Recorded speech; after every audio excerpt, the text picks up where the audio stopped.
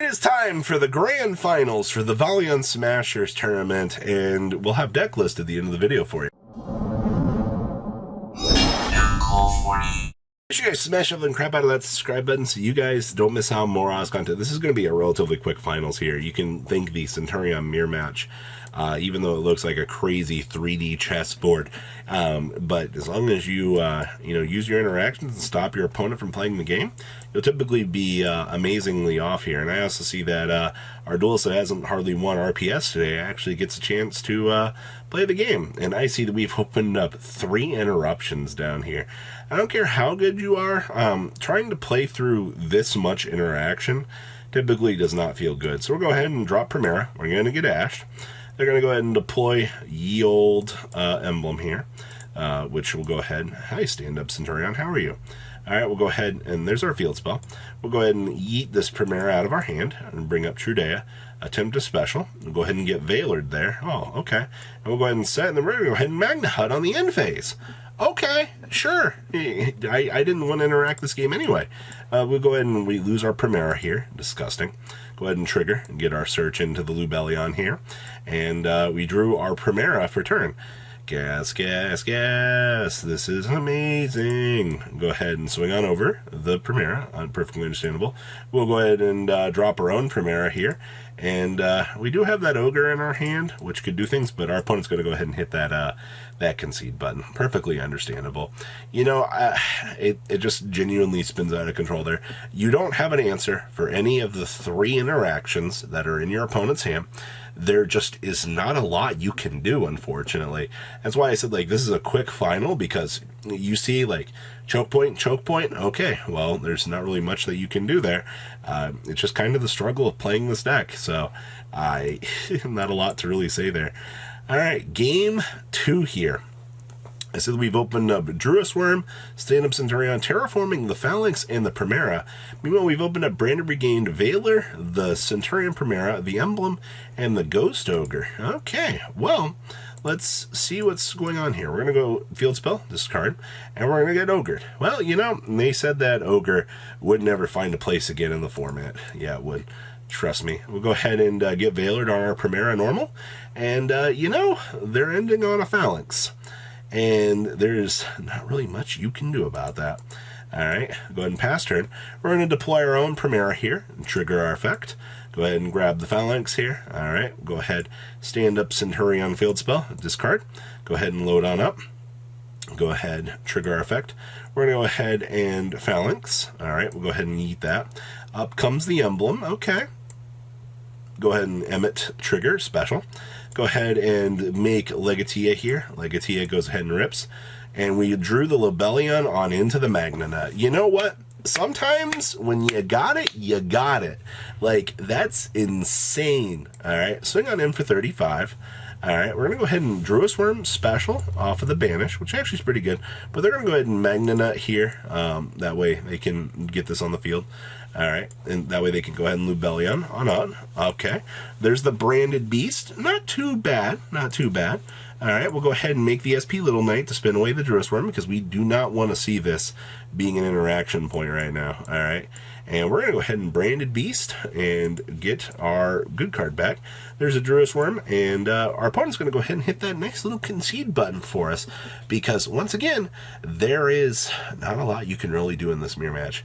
When you have, you know, Ghost Ogre, these cards that destroy this matchup, while, you know, it looks like it's a lot of the lock, you know, make sure your opponent can't get the chance to play the game, it just proves like how crazy that this can be. Let's pass on over so we can take a look at the first and second place deck list. So this is actually our second place list, and unfortunately, out of both games, they did not see any of the Pharaonic Sarcophagus package, which is actually really sad, because this package gives this deck a chance to kind of set up into some really crazy methods of doing things, because these are all going to be level 8s.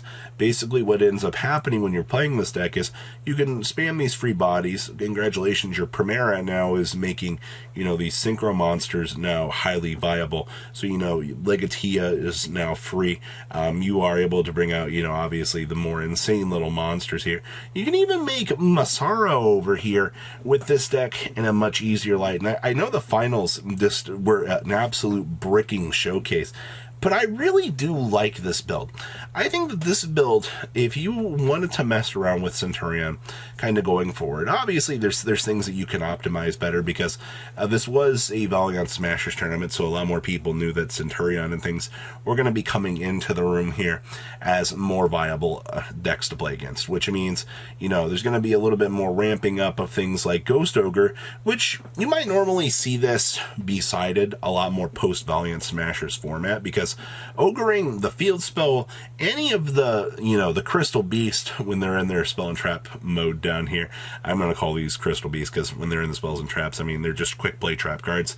They have the ability to special summon themselves. So yeah, do keep in mind that, I mean, these are all going to be massive ogre targets. And that's why, like, if you're playing this deck, you are going to have to be afraid of ogre. And it's another thing that we were kind of seeing down here with some of the Bysteel value that you were seeing in this matchup is getting the Bysteel to remove the Primera. You can't go after, well, yeah, you can actually go after Trudea. For some reason, I always thought this was a fire monster. It's a Pyro. You can technically Bonfire for it. We don't have Bonfire just yet. Trust me, Bonfire ups the consistency of this deck a lot. Being able to Bonfire into the Trudea turns a lot of your play lines into something a lot more explosive. I also like the fact this build is playing the triple thrust, so you can actually bring out an evenly, and the talents here to kind of get more of that value. Also, for this tournament, seeing a little bit more Typhoon value down here as well, because technically, I mean, this does your opponent will control 2 or more spell and trap cards, and if you control none, so if you're going second and they load up, all of these little guys, you can attempt to blow them off. That'd be your value. I also see that we are playing a Heliopolis down here as well. Once per turn, when your opponent activates a card or effect that targets a card or cards on the field or in the graveyard, detach 1, negate that activation, you destroy that card. We have not seen Heliopolis see like any amount of play in like forever, so I think that this is actually really cute in terms of a tech choice to see. So this was our second plays list. Now our grand winner here actually didn't play the Horus package. They brought this entirely different idea to the table, which was we're going to maximize on our Bysteel package to have these interruptions that we can punish our opponent and, make sure that these huge monsters are going to be doing what they need to do. And I like that idea a lot. These Bysteels showcased a lot of power. Now remember, since we are having access to level 6s, now our level 4 tuners can turn into things like Chaos Angel, Baron, Dissipator, and to a lesser extent, I mean, if we're going to try something spicy, we can also Chaos Archfiend it on up down here.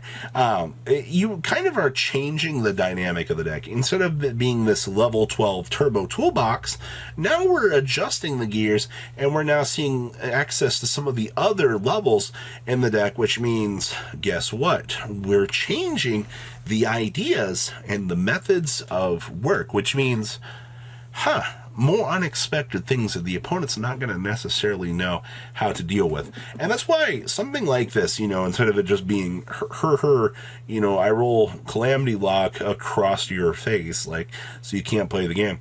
We do see those interactions that do change the dynamic of, once again, what it wants to do. And I mean, the Bysteels are a crazy method of getting the chance to do that, especially seeing, Branded Beast and Branded Regained here both being cards that were actually pretty crazy. Also, down here in the extra deck, since we're not playing the Horus package, we don't get like the super free Zeuses and things like that.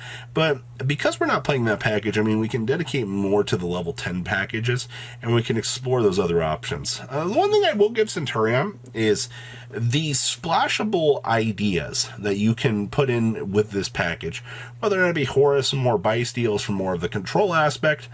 Both builds can function, all right? And I assume we'll see other builds kind of come to the TCG here in the near future as we see more of these ideas kind of come to fruition, because this engine is going to make people want to explore all these things, as long as, the Calamity Lock and Crimson Dragon both do exist as cards, because Broken Yu-Gi-Oh! Is always going to be something that somebody out there is going to want to explore. So what do you guys think? Please leave a comment down below. Tell me what you guys think, and I'll see your beautiful faces back here later in the day, guys. Peace. Patrons, thank you.